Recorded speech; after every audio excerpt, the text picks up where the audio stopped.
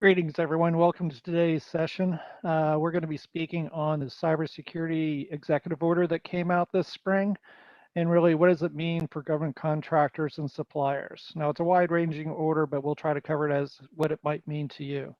We've got some great guest speakers today, Michael Baker from GDIT and Tom Tollerton as well from DHG. First, I'd like to go through a little bit of housekeeping. We're scheduled to go up to an hour today. Typically, we go a full hour, might end a few minutes short, and that includes our Q&A. All participants will be muted just so that we can, go through the presentation without interruption. A large portion of this session is going to be going through pre-submitted questions that have been offered up, and we'll be doing that for likely the last 30 minutes or so.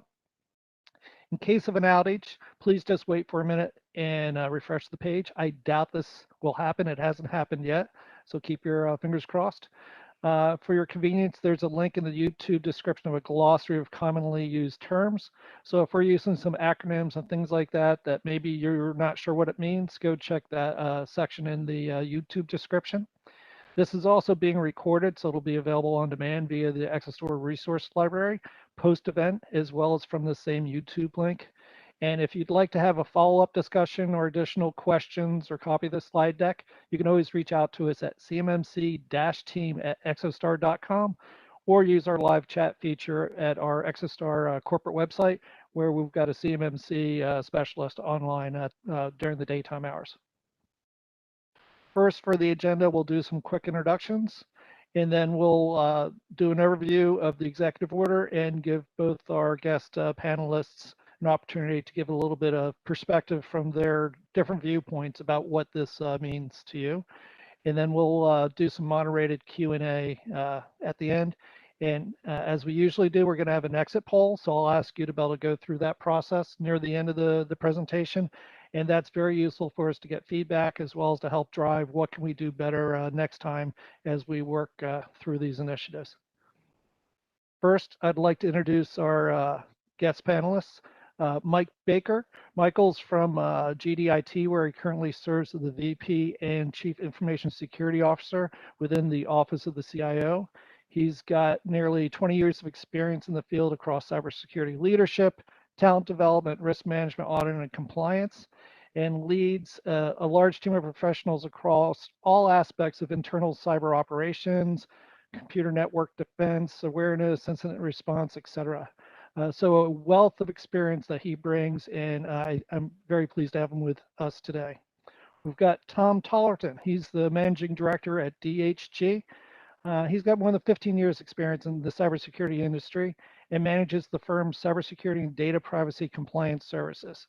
So this, includes everything from cyber risk management, data privacy compliance, SOC reporting, PCI compliance, and among other things, he's now going down the same path with CMMC and a lot of services for the DoD as well.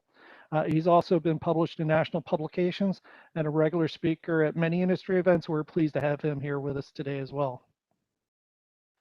And I'm Scott Armstrong. I think many of you might already know me from previous webinars. I'm the Senior Director here at Exostar for our risk applications and our solutions that we provide into the defense industrial base as well.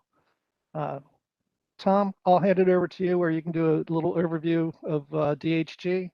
Then we'll rotate to Michael. Then I'll go into a little bit overview of the executive order. Absolutely. Thanks, Scott, and really honored and thrilled to be here to talk about a cutting edge topic, an emerging topic that is hitting all over the place in the government contracting space. First at DoD, and now with this executive order, we're seeing a broader swath of requirements. But I am with DHG. We are a top 20 public accounting and advisory firm headquartered in Charlotte. We have a government contracting services group that provides traditional assurance, audit, tax, and advisory services in the financial space. We have a great team up in our Tyson's Corner office that serves the DC market, working with contractors large and small in those services. And we've got a number of DCA auditors with a ton of experience helping contractors in that space. And while, go ahead, Scott, to the next slide. While I do work with a public accounting firm, I am not an accountant, have no accounting degree. I am a cybersecurity and data privacy consultant And DHG is a registered provider organization for the CMMC framework, as well as a candidate C3PL. And I think we'll talk about CMMC probably a little bit later on. But we position ourselves as that independent assessor and advisor, as we do in the financial space as well. We've assisted a large number of contractors with things like project management, remediation, advisory, in trying to prepare for NIST 800-171 compliance and CMMC compliance. We also have a technical assessment team that does vulnerability scanning, penetration testing of networks and web applications. So we've got the technical chops and expertise as well. And as Scott will probably say, we're affiliated with Exostar and familiar with the Certification Assistant Policy Pro platform as well. So again, really excited to be here. And Scott, I'll hand it back to you. All right, thanks, Tom. And Michael, I'll give you the opportunity just for a quick overview on general dynamics in your role there. Yeah, no, and appreciate it. I echo Tom's comments. Very happy to be here. One of the things is I attend a lot of these webinars and these panels, and really, I am representing GDIT. I am the CISO for GDIT, but for me, it's really about the mission of what CMMC is trying to do, right? And that mission is to protect our country's data. And at GDIT, we take custody of a lot of our customers' data. We also have to secure our employees' data as well. So, when I come to these things, it's really a mission-first mentality. I like to step out here and work within GDIT's ecosystem of subcontractors and suppliers, and make CMMC work. And in the latest month, the executive order is going to add significant onus onto our supply chains as well. So I think from that perspective, I'm here from a passion perspective. I want to get the word out. I want to make myself available on these hard topics and answer questions, at least from the perspective of one larger prime contractor. And again, happy to be here. Thanks for inviting me. All right, great. Thanks, Michael. So I'll go right into the executive order. Now, I've got some things here you can read on the slide. What is it? It's a published directive from the President of the United States that's got the force of law. It's not a statutory law, but it's got the force of law, and it's actually driving a lot of action across the government. The terms here, just so you know, I'm not a lawyer, but I borrowed this from the American Bar Association, so this should be fairly legitimate in describing what it is. It's not legislation, though, and it doesn't require approval from Congress. However, Congress might need to do things like fund things that are there. So there can still be some tension between an executive order and how it gets executed. And the other thing I'll mention is only a sitting president can overturn an existing executive order. So if you're familiar, we've recently changed administrations. There's been, executive orders that are doing things to be able to change how we're going forward. This one is a cybersecurity one. And if you think about all the recent cybersecurity incidents, whether it's the Colonial Pipeline or some of the other ransomware type things, it's very timely, and it's really something that needed to be done. This particular slide I've also borrowed from the White House from one of their presentations when they launched this back in May. And some of the key elements of this in general is one is trying to standardize things for the federal government and across the federal government. Two, really, how do we make sure our commercial software supply chain is secure and that we're using software that we know is safe and we don't introduce issues. The SolarWinds incident is something where that impacted a lot of people in government and outside of government because of software updates, I believe it was, that introduced things into the environment that shouldn't have. And then the other one is really threat information sharing that goes back from the service providers to those that work with the federal government. If you look at the top bubbles here, this is kind of the action items that are focused on the federal government networks.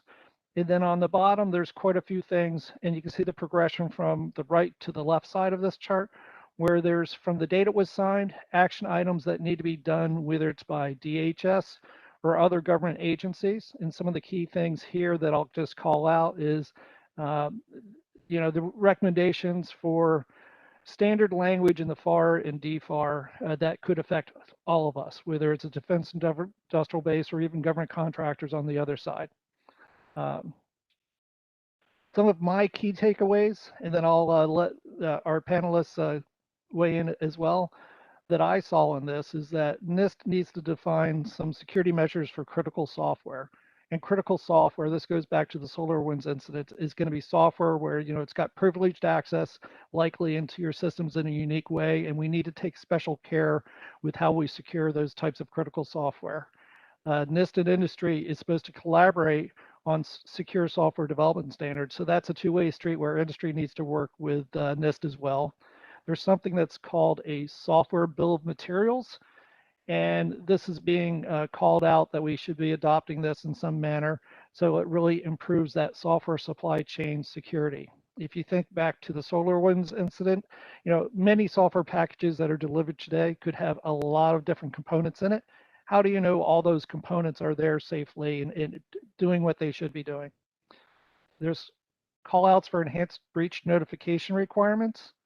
As I mentioned before, the DFAR FAR updates on several fronts.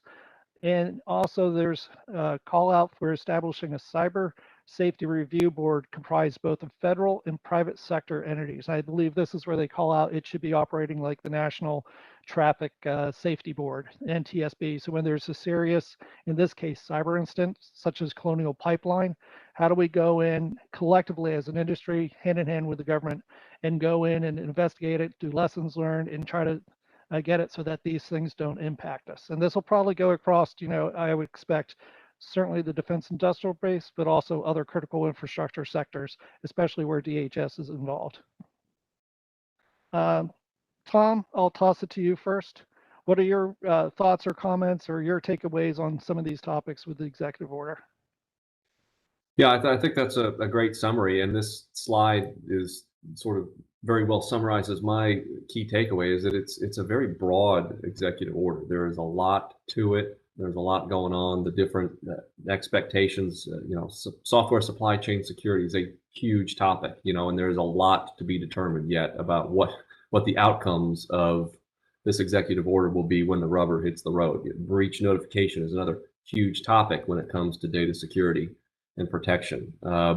Similarly, setting up the establishment of the board is another big topic. So I think what my key takeaway is, and you showed on the previous slide, is the 60 days is kind of the initial deadline for some of the key, details or finer points of what will come out of this executive order. So, I'm jokingly thinking we probably should have another webinar here in about a month to get some more details because there's going to be a lot that comes out. But it is time, that's another point that there has not been, a lot of focus on software security in the past. We talk a lot about multi-factor authentication, encryption, firewalls. These are all important controls, but when it comes to software, we don't have a really solid industry standard for how we develop software, how we assess the security of software. And I think that when we find out the details of it, I think it's going to be a really effective enhancement to the way that the government supply chain operates. Yeah, I just want to add on to what Tom said. I mean, it's a big deal, right? It's not everything cyber, right? It doesn't address, the ransomware risk, which is developing. It seems like this was developed after SolarWinds and Exchange, and then we had the ransomware stuff. So I'd expect more things to come out of there, right? But this hits a lot of low-hanging fruit, and it's going to have some serious impact on government contracting industry, period.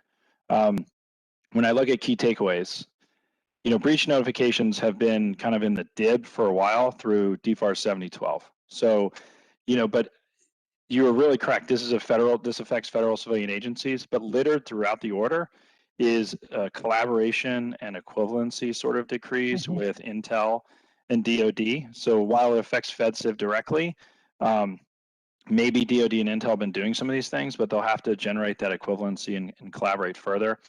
Breach notification doesn't worry me too much for people who have been in the DIB, but if you're servicing federal civilian agencies, it's gonna be something very new, right? That was a huge change for us in industry, Scott. If you remember when 7012 came out, we said 72 hours, and now you have a bill on the floor of the Congress that says 24 hours. So it's getting a little crazier, right? But that's not my biggest takeaway. I kind of want to jump on what Tom said, the effects on the software industry that services the federal government and federal government contractors, that is a major shift, right? When you talk about software bill of materials, that's something that, who's providing that right now in this sector? What is it, right? They're going to put out feedback. The NDIA is going to go out and what are the minimum elements of an SBOM? The entire software industry is going to have to figure out how to do that and how to deliver that. And that's going to be a FAR update, right? And they said they're going to publish that in a year. So, we're going to talk about CMMC today, and, everything's going to come out, the details are going to come out, right? And some of these timelines seem a little aggressive, but it sets a stake in the ground for the software industry and for the people who deliver software or create software for government customers. It sets the bar very, very high as it relates to contractually obligated secure software development frameworks, contractually obligated testing and secure code testing routines, and contractually obligated software bill of materials. I think that's going to be hugely impactful to our industry. That's probably my biggest takeaway. And I think other than that, when you look at the other sections, it's all about making government cyber better, right? One of them that we'll talk about is it says very specifically that they're going to have a standard cybersecurity requirement across all agencies. Sounds a lot like CMMC to me. Look, I'm not the authoritative source, but it sounds very similar. And with CMMC going through a review right now, and Mr. Salazar having some pretty clear goals, some stated goals here in the last week, in what they're trying to achieve there, it'd be interesting. I don't think they're going to reinvent the wheel. So it's something that we really have to pay attention to. In DoD, we have a head start. If you service federal civilian agencies, there's going to be a different story. But I think when you look at the coronation of zero trust architecture as the theory to rule all cyber, right? That's in there. That's you're going to have a zero. If you're in the government contracting space, you're going to have a story around, how are you enforcing zero trust? What's your journey there? Also, the mandated move to secure cloud services across federal civilian agencies is going to have a huge effect as well. And there's just so much more in there. Like, I don't want to take up all the mic space here, but you look at modernizing FedRAMP, right? That's long overdue. You look at in Section 3, categorization for sensitive and unclassified data across government. Sounds a heck of a lot like the CUI program to me. So to me, this is something that, from a takeaway perspective, huge impacts on our industry, maybe even more so than CMMC. I know that's hard to believe, but it's something that we're going to have to watch develop over the summer. But from a macro perspective, it sets the absolute right tone as it relates to some of the things we've been dealing with last couple months. So I've got a question for you just to follow up on that quickly. I know with the zero trust, they call that out for the government agencies. That might be a new concept for some of the folks on the phone today. Can you maybe put that in layman's terms, what that means and how people might want to consider looking at that themselves? Yeah, essentially, there is no perimeter, right? There is no implied trust within your networks or services anymore. Legacy way of thinking was if you walked into a certain facility and you plugged in, you had a certain level of trust. If you were an office that implemented the same policy, you had a certain level of trust. If it was a laptop that was issued by your company, there's some implied level of trust. Zero trust is essentially an architecture that says, don't trust any of that, authenticate everything at every time, right? And take a data first approach in terms of how you're relegating that data to authenticated identities, right? So you're looking at across all aspects, right? You're looking at data, users, devices, all that stuff is authenticated everywhere. Don't imply trust at any point in time. And I think the biggest tenet of zero trust is you essentially assume compromise everywhere. Mm-hmm. It's kind of hard. Like, again, we're talking about theory, not practice, right? But when you imply compromise everywhere, it has a lot of impacts on how you are implementing controls across the board. That said, as I mentioned, that is an academic theory. How you put that in practice in a company is an evolution and a journey in and of itself that is likely not going to have an end state anytime soon, right? So for me, as we're implementing it at our company, and we've continued to implement over the last year, it's taking a very honest look at our control set, in our case, 800.171 or 853, understanding where we've made some assumptions of trust and challenging those in and of ourselves and looking at the technologies we need to implement a better model around that. I'm curious, Tom, on your front, with dealing with some of the folks out in the commercial sector, do you see them adopting zero trust or having that terminology in what they're looking at and addressing their architectures? Um, Frankly, not lower in the supply chain. Zero trust is still frankly, a fairly new term in the cybersecurity industry, and these contractors that are, we're going to talk about a little later, struggling to implement some of the controls of CMMC, NIST 800-171. They don't know what zero trust is, and they're still sort of in those beginning stages of assessing their own environment, assessing what data they have, assessing their vendors, their suppliers. So we are not seeing a rapid adoption of small or medium-sized businesses yet. And Michael, you probably have some perspective kind of working with some subcontractors. Yeah, I want to be very clear. Zero trust is in the executive order is not going to be a contractual mandate, right? The FAR changes within the executive order center around incident response, information sharing, breach notification, and then the secure software supply chain. Those are at least the four I took out of it. When I mentioned zero trust, it's just very apparent that this order was written with in mind to set the tone that zero trust was the way of the future in the cyber industry, at least as it relates to how government discusses it. So my advice to people, while it's not a contractual obligation, it's something you should start to think about, right? To have those discussions. If the government's your customer, you got to frame the conversations in that manner. I think of it as going down the path of being a best practice or something to look at to be able to adopt as a best practice from that perspective. Because assuming you're compromised everywhere is, it's a different posture than when you had the perimeters that you could trust and whatnot. So it's definitely key. Any other thoughts or comments on the executive order before we move on to some Q&A? So one quick thought. So in the latter sections, I believe it's section 8 or I think it's section 8. It has a very distinct notion about logging, right? In terms of log retention management monitoring. Yep.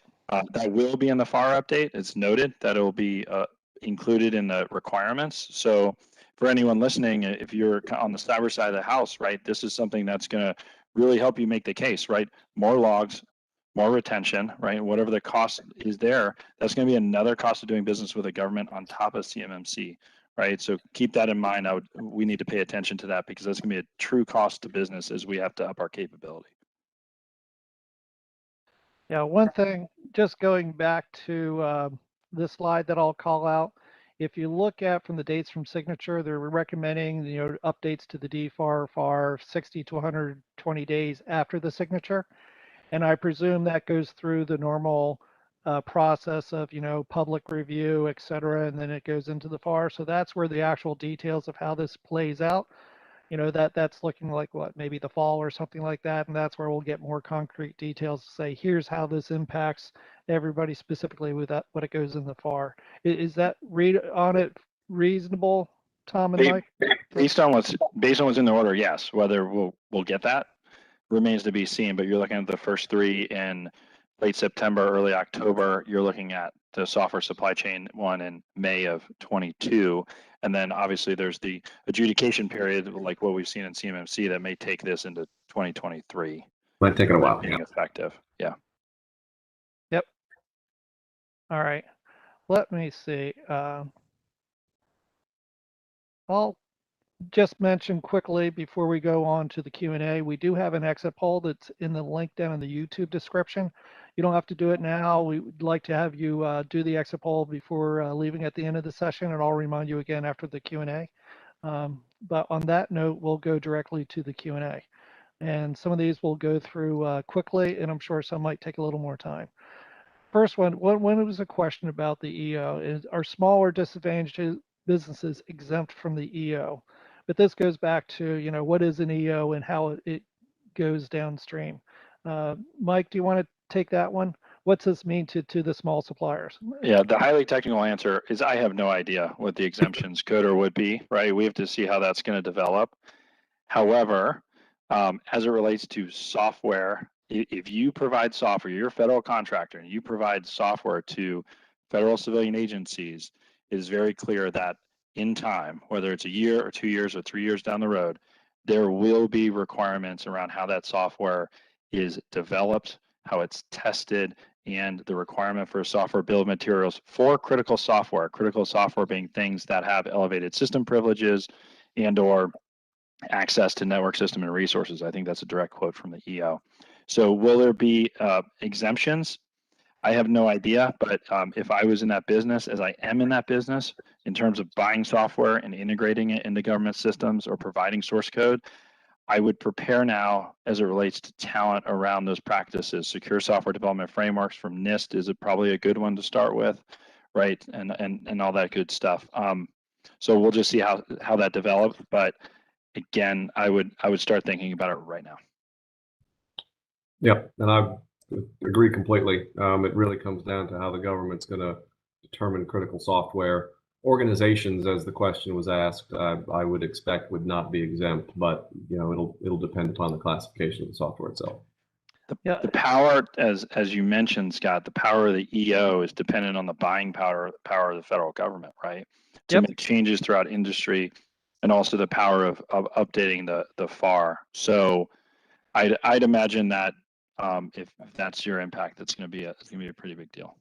Yep, totally agree. The one thing I'll also mention, I know today there is a hearing with Congress at the House where small businesses, specifically around CMMC, we're trying to have a voice with the House. And one of the concerns that I've heard from Salazar and others is the cost impact with CMMC, kind of those security measures. I don't think there's going to be any exemptions or things like that, but I think the federal government does.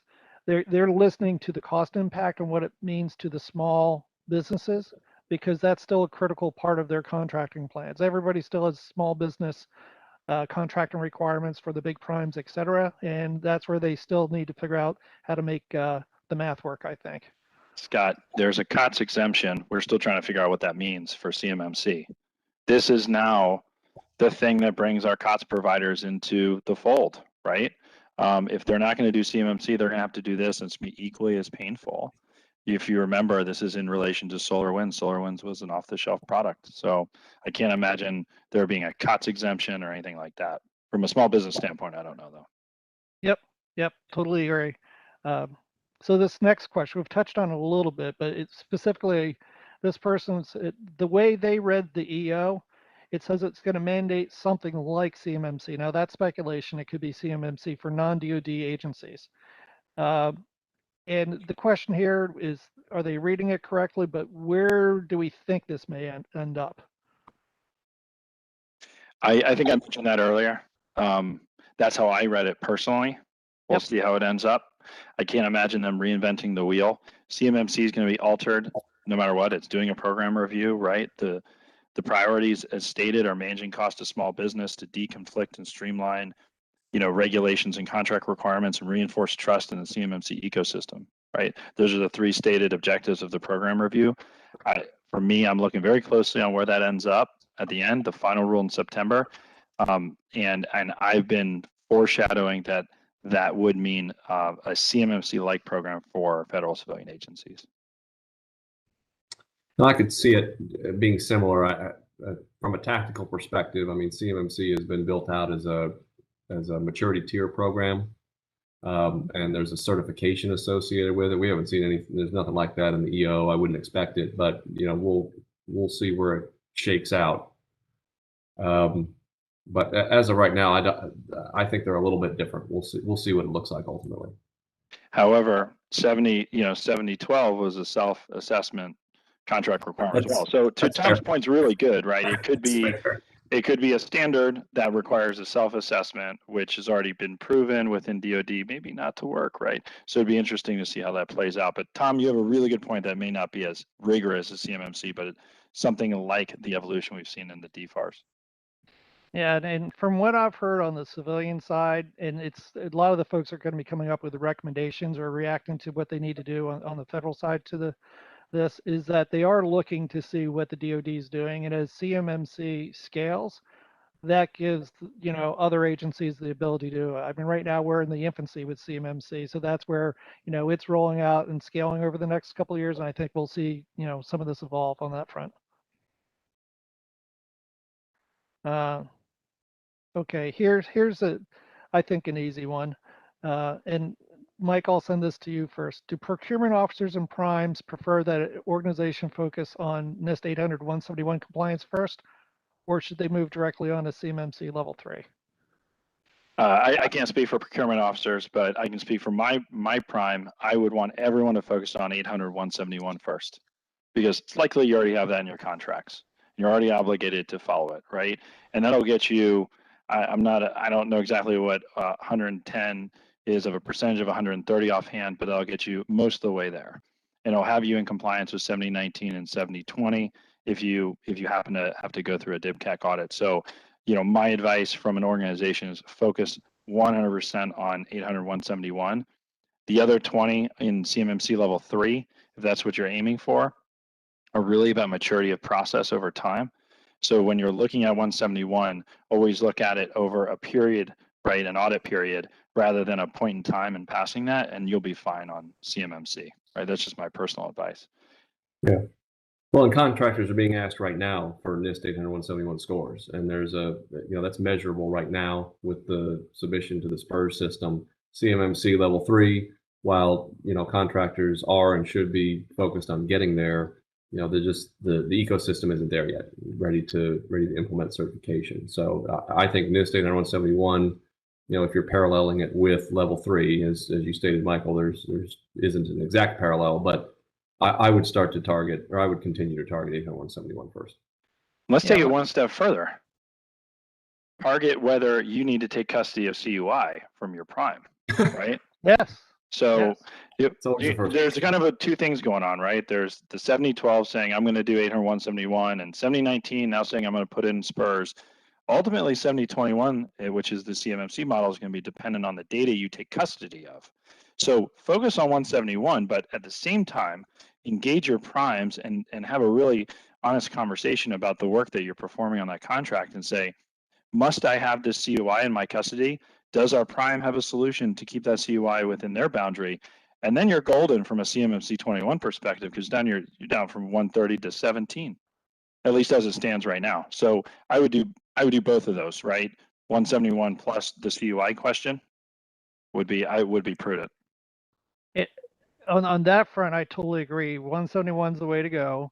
If DCMA happens to do an audit or another agency, they're going to be doing it based on 171 today with their medium or high assessments. But even if you are able to handle CUI, if you don't need to, you shouldn't. You ought to eliminate that risk and make sure you don't take it in the first place. So I've seen a lot of oversharing, what I would call, of CUI as well. Well, I take it back to the intro, right? This is why I'm here, is because I believe in the mission. And the mission always goes back to sound cyber hygiene and the non-proliferation of sensitive but unclassified data where it's not required, right? So never forget that last piece. Yep.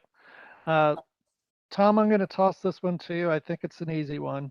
Does the Cybersecurity Executive Order apply to non-DoD contractors? And may an agency other than DoD require a contractor to be compliant with the executive order?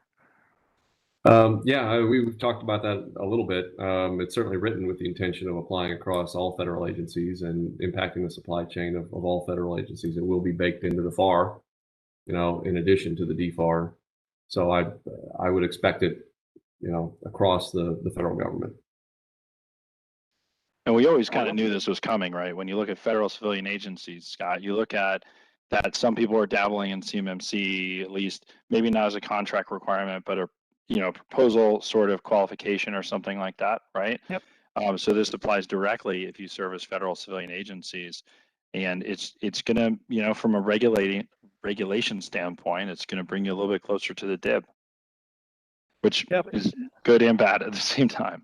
It's good in the fact that we're doing the right thing. It's bad that it isn't a little bit more of an onus of regulation and cost, expense, and things like that. Go ahead, Scott. I was just going to say, just to back up for folks, when we talk about the FAR, that's the Federal Acquisition Regulation, which applies to all government prime contractors, whether civilian or DoD. The DFAR, I believe, is supplemental for the defense contractors.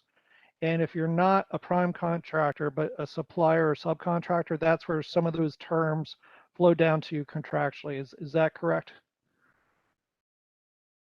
Yes, yeah, that's correct. Yeah, Yeah. and So and what I was yeah, go ahead.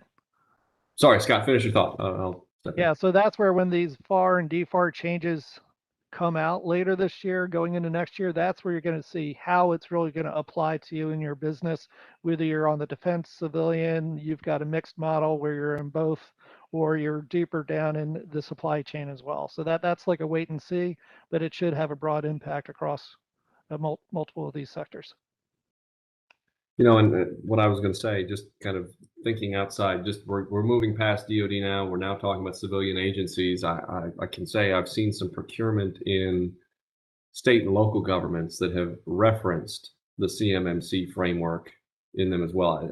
As far as being a requirement to win, I don't think that's been the case, but we're sort of expanding our minds of these frameworks as being industry standard beyond just federal government, potentially state and local governments as well.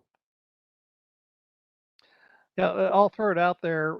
I've had some conversations with folks that are also international. There's definitely other countries that look at what the U.S. do. We've got a significant portion of the defense industrial base that's outside of the U.S. as well, whether it's over in Japan or over in Europe or other parts of the world. So I know the DoD is probably still working out some of those things on the international front, but that's where some of these things could have broader impact as well, because it's truly a global economy, especially with how, if you look at software being supplied or hardware or anything like that, not everything is made in one place anymore. It's got a broad impact. Absolutely. All right, Tom, I'm going to throw this one to you. Have any 3 PAOs been approved and announced? I know you're a candidate certified third-party auditing organization. What's the status of that? Any insight you can give us with, the pipeline and how that approval process goes through? Any visibility or lack of visibility just from your perspective? Well, to answer the question directly, C3PAOs, there have been 2, is my understanding, have gone through the DIBCAC assessment and are authorized to do CMMC assessments. Now, that being said, we're sort of still waiting for finalized assessment scoping guidance and assessor guidance.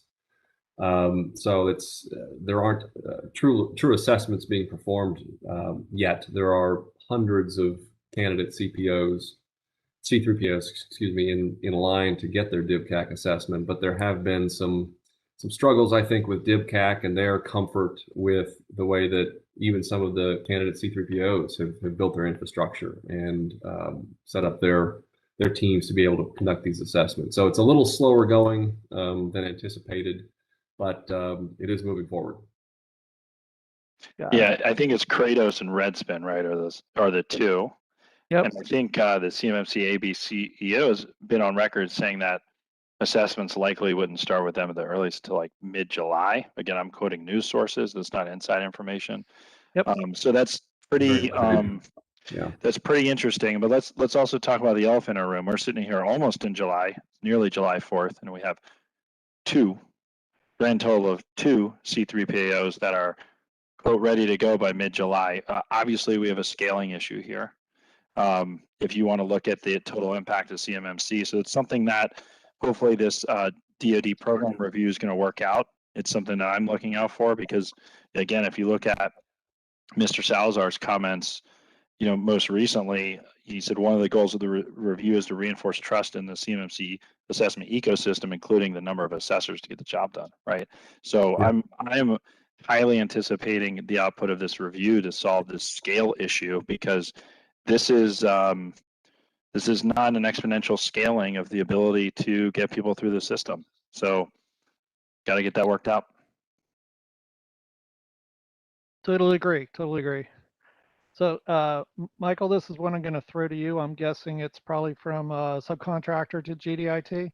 The question is, and it's from an FSO, does GDIT provide cyber or CMMC guidance to subcontractors? And I'm guessing this might be technical or other guidance. Well, yeah. So if this is a GDIT subcontractor, engage me, please. I'm begging for these conversations. Exostar's been I say kind enough to give me a forum here to discuss. We are doing reach out to our subcontractor ecosystem as much as we possibly can. We do this through trying to understand what the SPURS scores are. We do this through reaching out on existing contracts for subcontractors that where we know we share CUI, or at least we think we share CUI. Yeah, we're engaging that, and we are open, as I would think most large primes should be, to be having the conversations with our business partners and our subcontractor ecosystem on what we know, what our expectations are, and collaborate along those fronts. So my ask is, if you are a GDIT subcontractor, you can write me directly and we can have that conversation. I'd love to have it. We're also doing large forums like this, Scott. We did them last year, but there hasn't been too much to share because we're in a little bit of a pause with the program review and stuff, but we do those often as well, so stay tuned. All right, sounds good. Tom, I'm going to send this one to you, and I've gotten a question like this in several from other firms in the last couple of weeks. So given just your auditing background, it'd be good to get your feedback. From a network administrator and Spout, offsite server backups.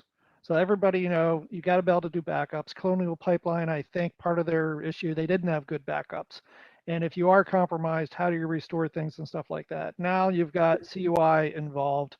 And the question is, you know, how does this impact it? Or can you do cloud servers, you know, cloud services for backups? What's the guidance there, and how would you look at it from that perspective? Yeah, absolutely. I mean, it's important to keep backups for sure. If there is CUI in those backups, we've still got to adhere to you know, the expectations of the CMMC level that may be applicable, or the NIST 800-171 control that may be applicable around, you know, that environment as well. So if we're taking it from one IT environment that is quote unquote compliant or certified, whatever you want to call it, and it's going to another one, we have to consider the same expectation in that environment as well. We deal with this in other compliance frameworks like PCI, payment card industry, for credit card data security. You know, just because the data is elsewhere, or we're hosting it somewhere, we've given it to somebody as a backup, you know, we're not just we haven't lost custody or control of security around that set of data. You know, we need to make sure that our suppliers and cloud hosting providers are maintaining the same level of compliance as well.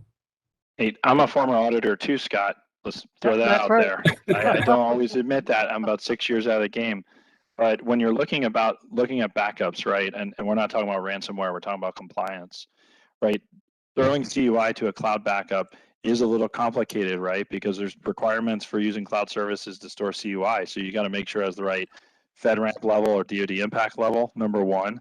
Yep. You know, and I think number two, you got to see whether the 7012 flowdown is in play for that particular CSP as well, whether they'll accept that DFAR 7012 flowdown if it's applicable, because if it's data that's in that contract, right, that would flow down to them as well. So there's definitely some complexities there. You're talking about sovereign requirements and stuff like that for CUI to be in a CSP. So I wouldn't just stop at CMMC. You got to think about it holistically, and that would be where I go with it. And I'd agree, and people dealing with ITAR, similar types of things. And the one thing that I've told people is, if you're dealing with an existing service provider or MSP, typically they already have some existing relationships. If you got to look at your contracts, because if it's not in the contract, that's where you got to make sure it is. And if they don't have any knowledge of these regulatory environments, that's a red flag. And there's definitely service providers out there that are. So that's a red flag if they're not prepared to work with you on that. Yeah, you're right. I conflated the ITAR with the sovereign requirements, but still, there's a lot of requirements around CUI with impact levels. So you just have to figure that out. Yep. That's part of the value of this certification model with CMMC, is that there is a certain level of assurance that if your cloud service provider has achieved the certification level, that they are taking this seriously. I mean, certification compliance isn't perfect, but I think that's part of the angle. If and only if CMMC honors FedRAMP. So we'll see with that in the final rule as well. Yep. That's, you know, still evolving. So here's one, and I'll take the first pass at it, then I'll let you guys chime in from your perspective. It was around, is the government aware of the cost of cybersecurity and its impact to small business? Is there going to be an allowance to help us navigate this, or at least regulate vendors? The one thing I'll say with people do understand the cost. I think a lot of the feedback that I heard went back into the government with the DFAR role with the from the past fall, is that perhaps people had the perspective that the cost estimates by the government were lower than what industry thought. And I do know with from Salazar and others, there's testimony on the Hill today. The government is very concerned about the cost impact to small suppliers. They don't want to destroy the small supply base. However, that said, the adversaries do know it's easier to attack and get CUI from the smaller businesses that might be handling it rather than going directly after the prime contractors like GDIT. And if they can do that across 1,000 small suppliers, they can assemble that data and start getting data that would have otherwise been classified potentially. So that's where it's truly, a national security concern, but the government is concerned about the smaller suppliers and keeping them viable. And I think probably, Michael, if you talk about it, because you've probably got concerns of your own with how to keep those folks viable. Well, yeah, I mean, I have like concerns about the div at whole, right? I think the rhetoric has been toned down a little bit around CMMC.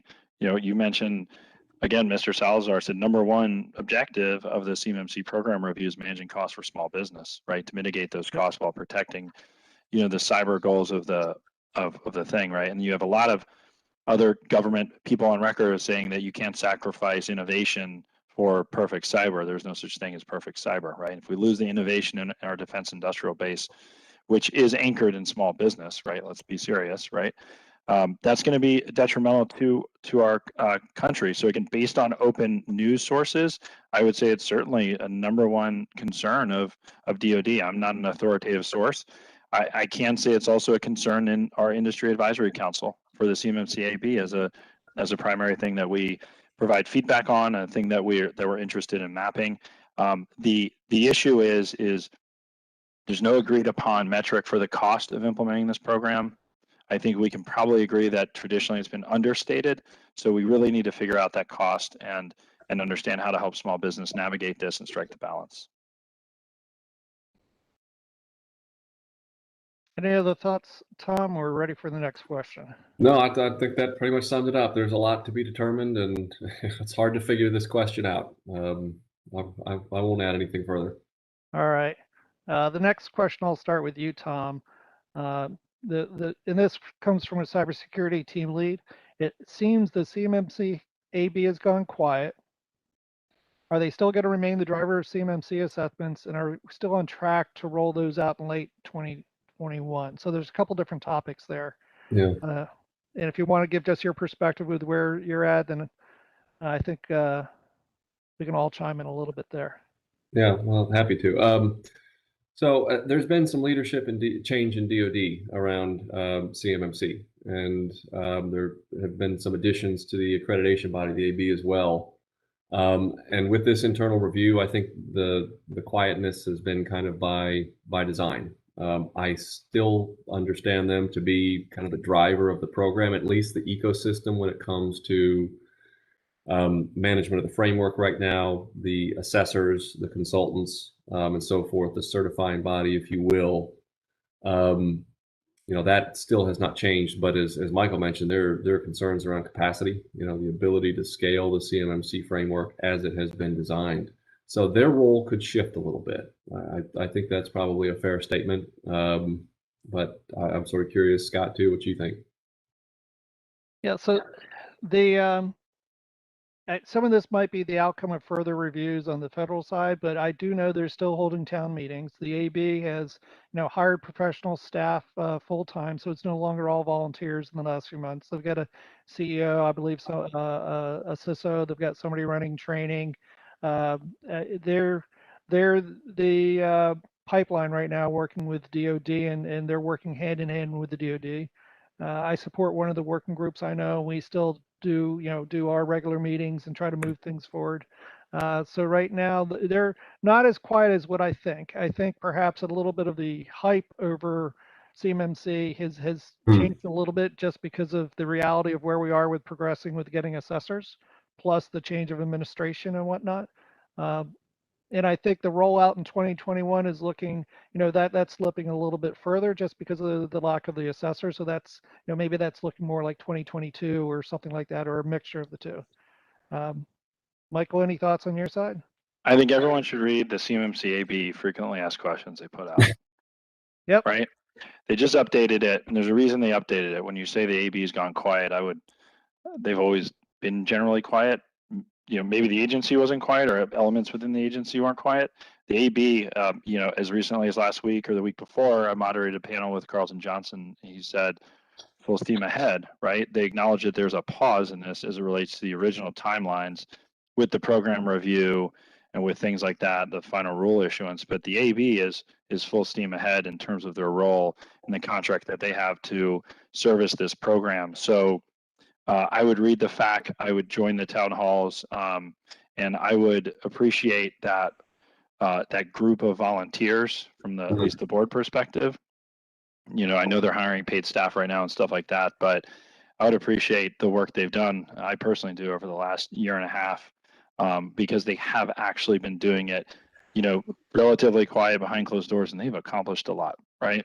So I would read that FAQ. I would understand what role they specifically play in this ecosystem, and I would stay tuned. And again, straight from the AB chairman's, perspective himself last week, he said they're acknowledging that there's going to be some program reviews, but their mission's full steam ahead. Yep. And his specific thing was, do not wait. Do not think this is a lull or a pause or something like that, because then you're going to find yourself on the wrong end of preparation. No, I totally agree with that. And from what I've seen, I mean, the board members have put in much longer hours than what most people realize. It's almost like a second full-time job this past year or so. And I think I've heard it, and tell me if I'm wrong, is that they'll probably migrate over time to being more of a traditional board versus the staff doing the work. And that's a transition. But that's all just part of scaling up the program and scaling that up as an entity to do that work as well.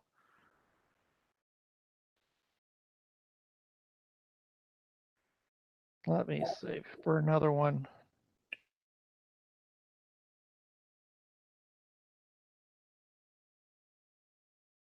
So this one I'm going to send to you first, Tom. This is about small business suppliers that don't have expertise on staff, financial wherewithal. There's all those sorts of problems. And they look at it and they say, why is there not a list of options to how to go about doing it, like best practices, or what tools do I do? And then they hear the huge expenses that could be there, $70,000 to $100,000. I know the testimony on the Hill today, somebody quoted that for a small supplier in Michigan or Wisconsin, something like that, 6 employees, a little under $900,000 in annual revenue. They forecasted that it would take them over 3 years, 10% of the revenues a year to be able to get compliant. But so if you're small, right, you're a small entity, maybe, that size, maybe bigger, 2 million in revenue. Where do you start? Where do you get, how do you move forward on this?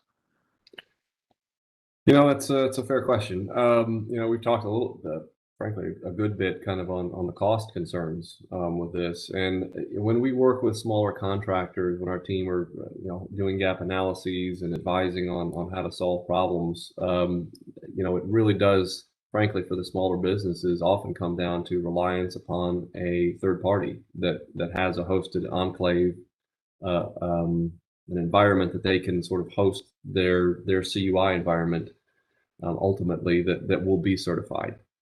It's a tough question to answer, quite frankly. At this point, there's a lot of concern around cost, and it does not make sense to go, as this question asked, spending $100,000 for infrastructure and tools and technologies and training, when the CUI handling may be minimal. So it's a tough question to answer. I got to piggyback on that, right? Understand, work the CUI question first. Yep. But I also ask myself, and I'm like on the other side of this, with sensitivity and empathy to the small business, right? If you've been signing up for 7012 for so long, you've been taking custody of CUI, and you don't have a full-time IT staff or someone who at least is knowledgeable about cyber and the controls on this, I question a little bit, right? My empathy has a little bit of a, end game there, in which maybe to do business with this type of data as specified by our customer, you have to invest in an IT staff or a cyber staff. And I know it's easier said than done from my perspective. I know it is easier said than done, given the fact that GDIT has resources to throw at this. But I think there's definitely a balance there. I do not think, I mean, you could get by with professional services, but you can do that at a point in time. You can't do that in a perpetuity. I don't know if a service provider right now is going to do the whole turnkey, and the whole thing. So I think you need to be asking yourself if cybersecurity is going to be the fourth pillar of acquisition within DoD. Are you prepared from a people, process, and technology perspective? And has that worked in your business model now, rather than relying on consultants or contractors or service provider offerings or things like that? That would be my non-sensitive answer, and I hate to say it, but it's definitely something that you need to think about. It's what I would be thinking about if I was a small business owner right now. If the program progresses the way it's intended to progress. Yep, and I think I've got barely time for one last question. It's actually a little bit of a follow-on to that one. And it's from a CEO of a small company. And before I go to it, though, just a reminder to folks, if you could do the exit poll. We're going to wrap this up about the next 5 minutes, 4 minutes. So if you do that now while we do this last question, then we'll wrap it up. So this one is, it's tied directly into somebody that the operational cost of this is, they know it's going to be immense. So how far down do the CMMC requirements, or in essence, the flow downs that are placed on primes and tier one companies, how far does that go down to the suppliers, at least specifically for CUI? I think they know the answer, but if you want to take this, Michael. As far as the CUI goes down. Yeah. Got it. And I think level 1 goes as far as the FCI goes down, right? Tom, correct me if I'm wrong. Yeah, that seemed like the obvious answer. That's what I was thinking. I mean, as far as FCI is any contract, so the entire industrial base, and CUI is whoever has access to it. You're looking at 300,000 potentially impacted entities, right? Yep. I would hope after this, what success looks like is that we can create a path for small business that does balance out the cyber requirements with the innovation and the cost. And then obviously the non-proliferation of the CUI is going to help with that. So it goes down as far as it needs to go to follow the data. All right, totally agree. And for those that you don't know what FCI is, federal contract information. So if that's flowing down to you, that's where you need that CMMC level 1, or that's the same requirement if you're, even just a civilian contractor that's in the FAR today. I want to thank everybody today. There's a few questions we didn't get to. If you've got new questions or other things, follow up with cmmc-team@exostar.com. And thanks for joining us today. Tom, Michael, thanks so much for your time. I think it's definitely been a worthwhile, good session today. You remember you promised, Tom, that we're going to do another one on the executive order here in a couple of weeks. So that's right. Well, I look forward to that. All right. Sounds good. Thanks.